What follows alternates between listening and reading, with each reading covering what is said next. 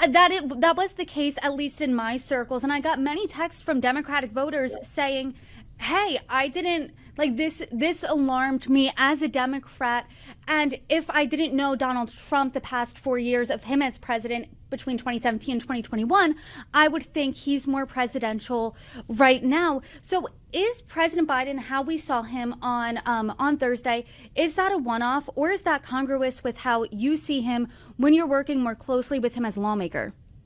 I think it's what we've seen. I think it's a pattern. Obviously, some days I think President Biden is sharp and on point. It's rare.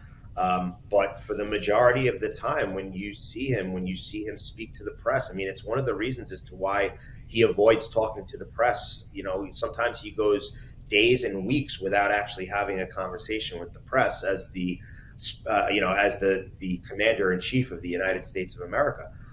President Trump was perceived by the American people as presidential because right now he certainly is acting presidential. He understands what this country is facing. He realizes that under the failed leadership of Joe Biden, we've seen over 10 million people come into this country illegally. We've seen over 2 million people that are known gotaways. We know that they crossed the southern border. We don't know where they are, what they're doing, or who they're associating with, in addition to the millions more who have just come across and we legitimately have no idea where they are, what they're doing, or who they're associating with. There is no question that because of President Biden's failed policies, his failed leadership, this country is less safe. I speak to law enforcement professionals every single day. I'm a member of the House Homeland Security Committee where we receive briefings. And there is no question, it is not if we will have another terrorist attack, it's when we will have another terrorist attack. Just a couple of weeks ago, there were people that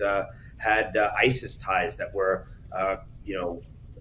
they were interrupted by agencies, law enforcement agencies, because they came across our southern border. Just a couple of days ago, the chief of detectives in the NYPD, who's dealing with this every single day because of the migrants that are making their home in New York City. I mean, we've had 2 weeks ago, you had a 13-year-old that was raped by an illegal migrant in Queens. You've had cops that were shot at by illegal migrants. We now have Venezuelan gangs who are smuggling illegal firearms into migrant shelters through Uber Eats and delivery services. I mean, they are putting videos out on social media, recruiting new members of these dangerous Venezuelan gangs. And these are all individuals who are coming across our border illegally. So President Trump is presidential because he understands that. And when he was president, we didn't have the issues that we're facing now.